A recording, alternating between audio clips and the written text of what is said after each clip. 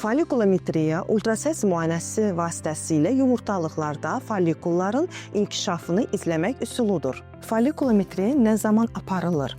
Aybaşı gecikmələrində, məsələn, menstrual siklın həddindən artıq qısa və ya uzun olması və onun pozulmanın səbəbini öyrənmək üçün, uzun müddətli qoruyucu həblərdən istifadə etdikdə, 6-12 ay ərzində hamilə olmayan qadınlarda və gələcəkdə hamiləlik planlayan qadınlarda, ovulyasiya gününü təyin etmək üçün və yumurta hüceyrəsinin keyfiyyətini öyrənmək məqsədi ilə ginekologiyada overlərin müxtəlif növ kistlərin diaqnostikası və izlənməsi, o cümlədən müxtəlif cür hormonal problemlərin aşkarlanması üçün vacibdir. Əlavə olaraq follikulometriya müalicənin effektliyini öyrənmək üçün ən əsasdır ki, hormonal preparatların dozasının düzgün təyini üçün istifadə olunur. Follikulometriya tam ağrısızdır, təhlükəsizdir və qısa müddətdə aparılır.